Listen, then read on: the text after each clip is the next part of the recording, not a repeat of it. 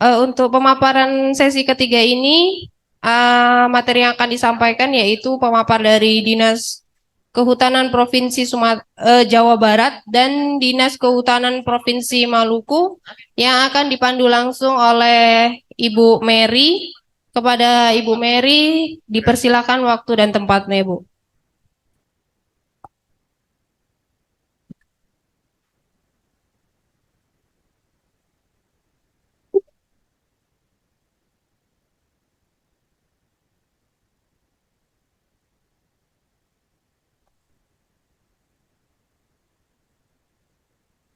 Kepada para pemapar dari Jawa Barat, Pak Irawan dan Bu Jani, dipersilahkan maju ke depan, Bu, Pak, untuk pemaparannya.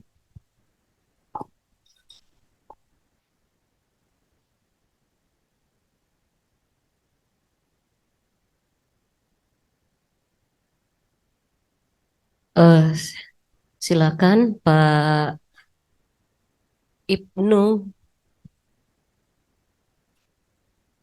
Pak Irawan, Bu. Oh, tadi Pak Irawan Mas. Silakan duduk, Bu. Eh, Pak Irawan dan Ibu Jani Anis. Mari. Pak Irawan, silakan.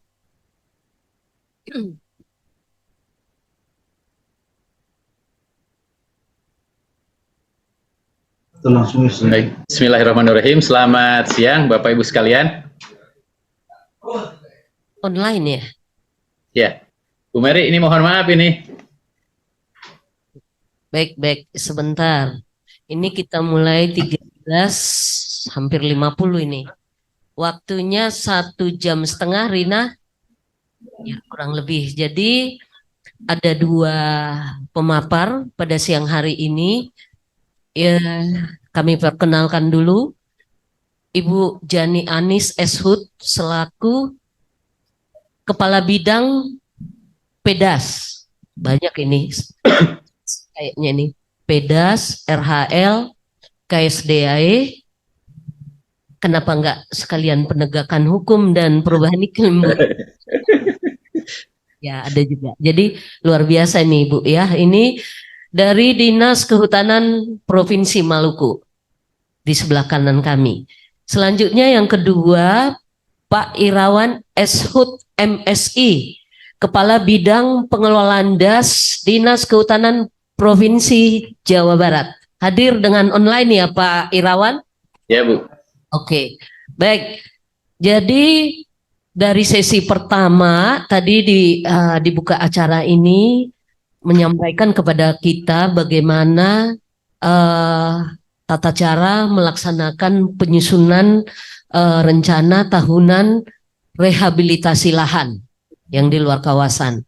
Kemudian ada juga tadi pengalaman ketika kita pada tahap penilaian sebetulnya Bu Yanis, bukan penyusunan lagi, penilaian atas rencana tahunan rehabilitasi hutan di kawasan. Sekitar 1 bulan yang lalu kita melakukan penilaian di seluruh wilayah Indonesia melalui Balai Pengelolaan DAS di 34 unit.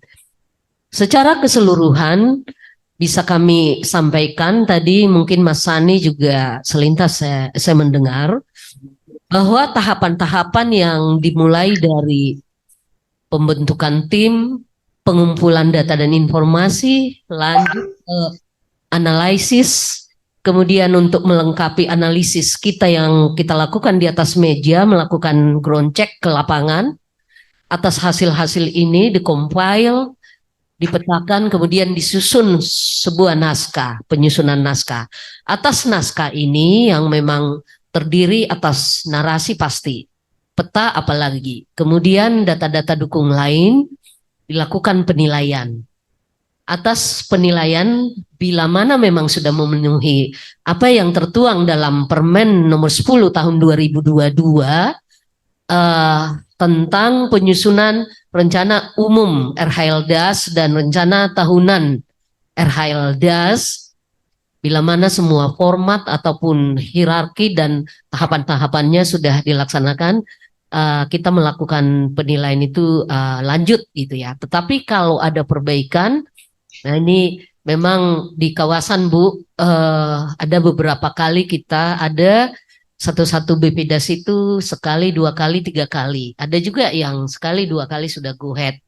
Secara keseluruhan Bu, boleh kami sampaikan semuanya sudah terlaksana, tetapi tahapan sekarang memang belum seluruh ditanda tangan. Sedang proses penilaian atau penyempurnaan akhir.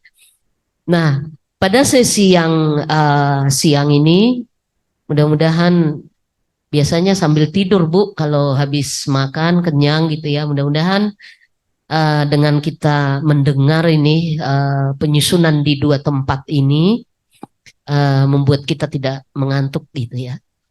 Barangkali memang kita menyadarilah untuk di luar kawasan ya, teman-teman tadi banyak yang menyampaikan hal juga barangkali tidak selancar ya di kawasan, karena biar bagaimanapun banyak yang di luar kawasan ini memang apalagi ada masyarakat di sana, ada hal-hal lain yang tidak bisa kita kendalikan secara penuh gitu ya dibanding kawasan. Tetapi intinya adalah bagaimana kita berupaya, memang tahun ini tersusun rencana tahunan RTN RL di luar kawasan disandingkan dengan di dalam kawasan.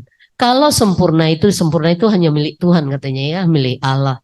Jadi kita menuju sempurna, kita dengarkan 2 pemapar ini nanti kurang lebihnya seperti apa, atau ada hal-hal di satu tempat barangkali memang secara mayor semua bisa dilaksanakan, tetapi mungkin cara minor ada beberapa yang belum sempurna. Tetapi kita patut memberi apresiasi untuk pertama Dinas Kehutanan Provinsi Maluku dan Dinas Kehutanan Jawa Barat. Kami tahu dalam perjalanannya memang kedua dinas ini peran-peran dari UPT vertikal kita BPDAS sana memang sangat mendukung dan supportingnya sangat penuh, utamanya peta-peta. Karena kalau nggak didukung seperti itu mungkin terkendala untuk tahapan berikutnya. Untuk itu mungkin 40 menit kita bagi 20 menit ya Bu ya, agar nanti ada alokasi sekitar 40 atau 45 menit, nanti kita boleh diskusi atau ada yang memberi saran atau memberi tanggapan atau mungkin bertanya Bu. Maka 20 menit pertama mungkin izin ya Pak Irawan ya, Lady Face ya Pak Irawan ya, jadi Ya Bu. ya Ibu Anis dulu yang pertama menyampaikan. Sebelum saya sampaikan waktu dan tempat, saya pantun dulu lah. Pantunnya mana ya? Jalan-jalan ke Kota Bogor, cakep. Enaknya naik KRL. Teman-teman, ayo dong nyusun RTN RL. Itu aja dulu. Oke. Baik Bu Anis, silahkan. Ibu boleh duduk, boleh berdiri, terserah gimana enaknya Bu. Silahkan, 20 menit pertama ya Bu.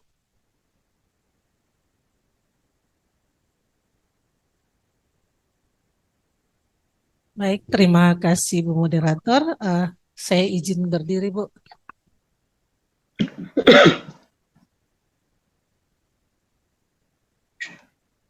Terima kasih Bu Moderator. Selamat siang Bapak Ibu sekalian. Mungkin tadi saya sudah diperkenalkan sama Ibu Moderator bahwa saya dari Dinas Kehutanan Provinsi Maluku. Nama saya Yani Anis, Kepala Bidang Pedas RHL KSDAE. Mungkin saya langsung saja masuk ke pemaparan terkait dengan penyusunan RTN RL Dinas Kehutanan Provinsi Maluku. Kita outline-nya seperti yang tadi, yaitu gambaran umum penyusunan RTN RL Provinsi Maluku Dan ketiga penutup. Ini adalah visi misi Provinsi Maluku tahun 2019.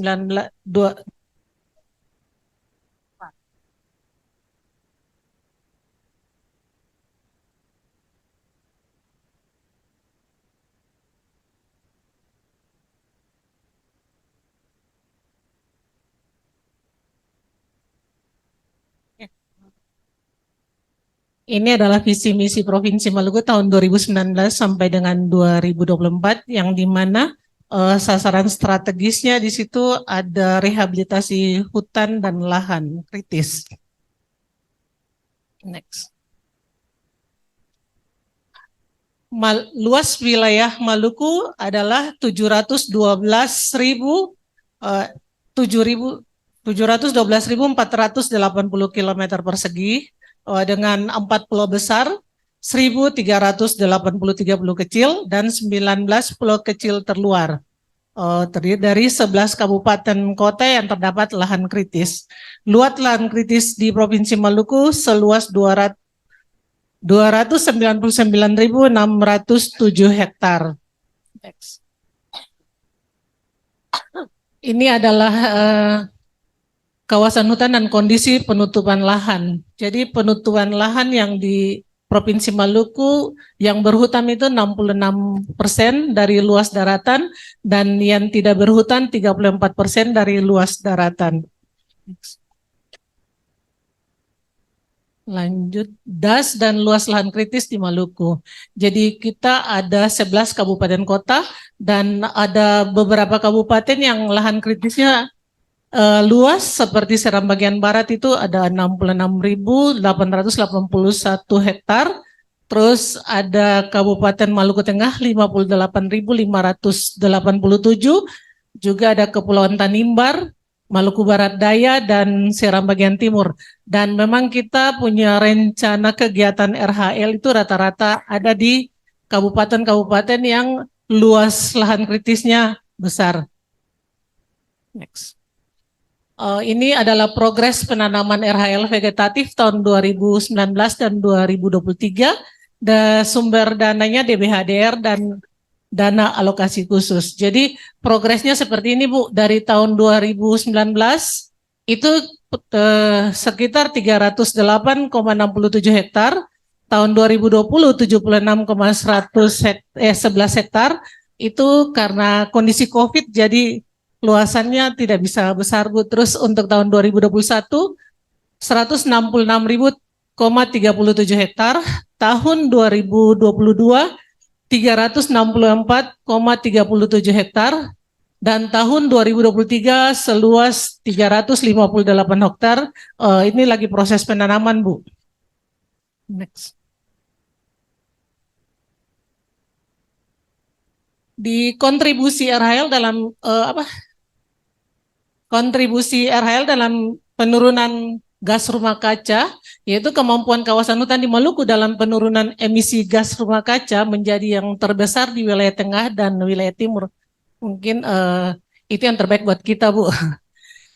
Dengan total penurunan emisi gas rumah kaca tahun 2022 sebesar 2,9 megaton CO2 ekuivalen, dan dalam kurun waktu 2019 sampai dengan 2022 mampu melakukan penurunan gas rumah kaca sebesar 9,9 megaton CO2 ekuivalen. Next. Ini adalah tahapan penyusunan RTN RHL Provinsi Maluku Bu. Jadi berdasarkan Permen LHK 10 tahun 2022, pasal 27 RTN RH dan RTN RHL sebagaimana dimaksud dan pasal berat disusun dengan tahapan pembentukan tim, pengumpulan data dan informasi, analisis, pengecekan lapangan dan penyusunan naskah RTN RH dan RTN RL. Dan yang berikutnya adalah penilaian. Jadi kita sudah punya SK itu untuk pembentukan tim, kita sudah punya SK. Mungkin next. Dalam pembentukan tim kita sudah punya surat kita melibatkan dari BPDS juga untuk penyusunan RTN RL. yang diketuai oleh Kepala Dinas Kehutanan Provinsi Maluku dan anggota BPDAS Waihapu Batu Merah. Dan kita libatkan juga tenaga ahli dari Universitas Patimura. Pengumpulan data dan informasi dan analisis.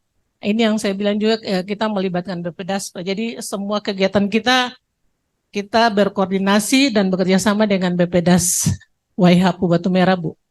Outputnya adalah peta kerja dalam kegiatan pengecekan lapangan. Next. Ini pengecekan lapangan, Bu, dilaksanakan di 10 kabupaten kota pada bulan Agustus 2023 melibatkan Dinas Kehutanan Provinsi Maluku, BPDAS Waihapu Batu Merah, dan tenaga ahli Unpati. Ini draft naskah penyusunan RTN-RL yang mengacu pada Permen LHK 10 tahun 2022. Next. Kita sudah melakukan penilaian, Bu. Ini dilaksanakan pada tanggal 20 dan 21 November tahun 2023 di Hotel Swiss Bell Ambon. Dan penilaian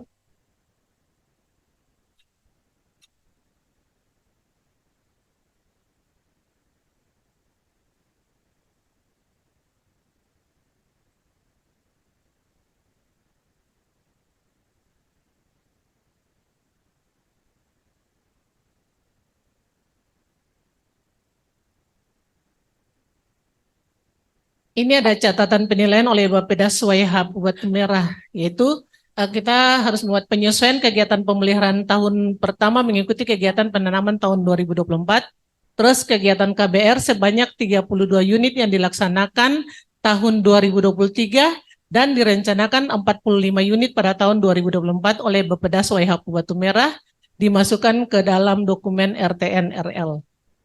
Terus kita juga diminta menambahkan subbab lokus pada bab kondisi umum wilayah.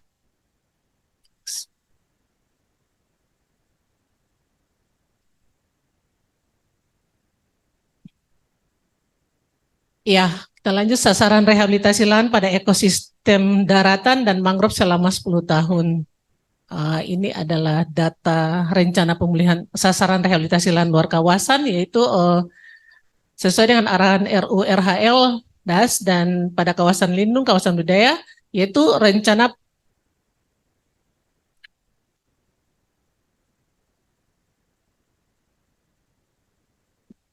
pemulihan lahan yaitu ekosistem darat dilaksanakan di kawasan budidaya seluas 20.869,87 hektar dengan dan ekosistem mangrove di kawasan lindung seluas 27,48 hektar dan di kawasan budidaya seluas 5.573,04 hektar. Ya totalnya 5.600,52 hektar. Jumlah keseluruhan adalah untuk kawasan lindung mangrove seluas 27.004,48 hektar dan kawasan budidaya seluas 26.442,91 hektar dengan total 26.470,39 hektar. Sementara untuk pengendalian erosi dan sedimentasi, kita melaksanakan pekerjaan sipil teknis seperti pembuatan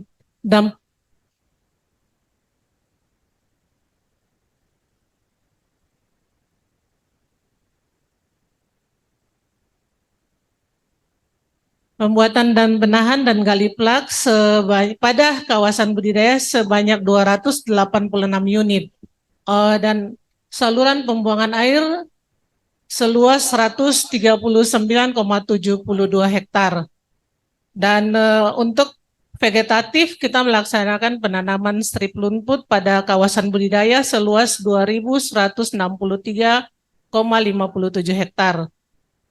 Jadi jumlah keseluruhan di kawasan budidaya, di kawasan lindung untuk ekosistem mangrove 27,48 hektar, terus untuk kawasan budidaya seluas 28.746,20 hektar dan total 28.773,86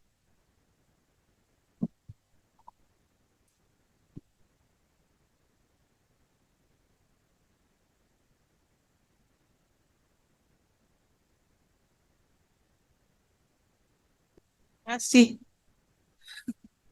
Maaf Bu, total untuk pembangunan sipil teknik sebanyak 286 unit. Next. Ini adalah ikhtisar rencana tahunan rehabilitasi lahan tahun 2024, Bu. Jadi kita punya kegiatan berupa penanaman RHL penanaman seluas 303,45 hektar, terus dengan total biaya 11.548.696 rupiah. Dan untuk mangrove penanaman seluas 10 hektar dengan total biaya sebesar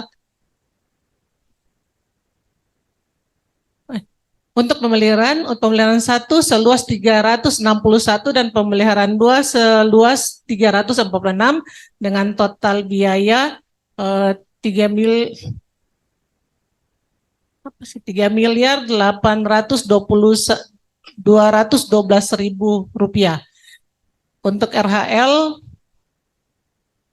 pemeliharaan mangrove 0, terus rehabilitasi secara sipil teknis kita punya 15 dam penahan, dan untuk rehabilitasi sipil teknis Galiplak sebanyak 150 unit.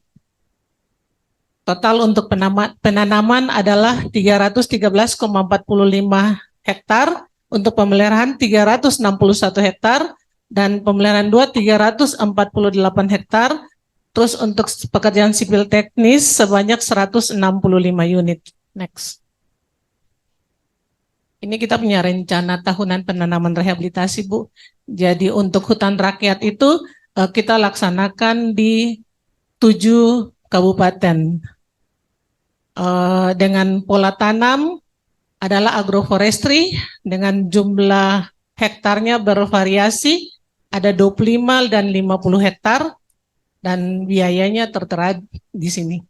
Untuk terus jalan kita laksanakan di 5 kabupaten, dan pola tanamnya adalah kiri kanan jalan. Dan untuk mangrove kita laksanakan di 5 kabupaten. Pola tanamnya adalah rumpun berjarak. Kita punya rencana tahunan rehabilitasi lahan tahun 2024, yaitu kegiatan RHL, sipil teknis, dam penahan, dan Galiplak. Ini kita laksanakan di 6 kabupaten, Bu. Masing-masing di Maluku Tengah, Seram bagian Barat 2 lokasi, Seram bagian Timur 2 lokasi, Kabupaten Buru Selatan, dan Maluku Tenggara. Next. Ini tata waktu kegiatan rehabilitasi, ini vegetatif dan teknik sipil, kita punya tata waktunya.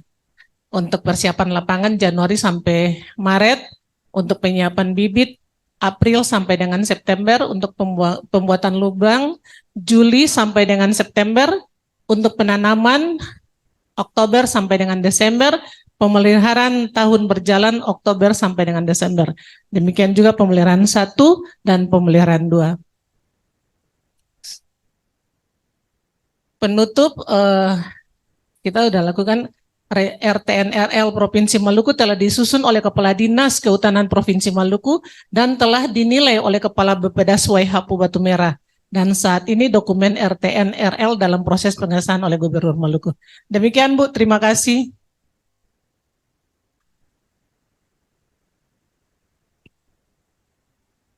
Baik, sekali lagi kita beri tepuk tangan dulu untuk Provinsi Maluku. Nih. Waktunya pas, Bu, kurang 1 menit saja, pas. Jadi secara tahapan nampaknya semua dilalui, mulai pembentukan tim, pengumpulan data informasi, analisis, ground check tadi, kemudian penyusunan naskah, terakhir penilaian. Ada 2 catatan penilaian dari BPDAS, bahwa untuk pemeliharaan tahun pertama menyesuaikan dengan kegiatan di penolnya. Kemudian yang kedua, KBR tahun 2024 yang mungkin sudah direncanakan, mudah-mudahan ini sudah juga nih link, kami lihat tadi ada Bernard ini dari PTH, jadi 2024 khusus Maluku itu untuk KBR-nya, RTN-nya sudah tersusun, sehingga kita akan mudah dalam rangka monitoring. Jadi kalau kami melihat secara keseluruhan tahapan sudah dilalui, bahkan memang dalam susunan tim itu bebas saja memang siapa yang ditunjuk menjadi ketua tim, tetapi akan lebih baik sebetulnya kalau seperti ini tadi, kepala dinas langsung yang memang eksekutor dari penyusunan ini. Kemudian di bawahnya ada tentu BPDAS tadi, dan tidak kalah penting ada Universitas Patimura. Jadi memang susunan tim ini fleksibel. Kalau dirasa-rasa memang pihak-pihak lain, kadangkala mungkin ada juga yang menambahkan Forumdas atau yang lain-lain, monggo saja Bu. Jadi ini hasilnya sudah menurut kami secara tata hierarki dan tahapan hampir seluruhnya memenuhi Permen 10 tahun 2022. Nanti ada Forumdas. Forumdas. Oh iya. Iya, jadi Forumdas juga ternyata sudah dilibatkan juga. Tadi Ibu menyampaikan yang Patimura kan. Jadi mungkin kalau ada pertanyaan atau masukan kita hold dulu, kita dengar.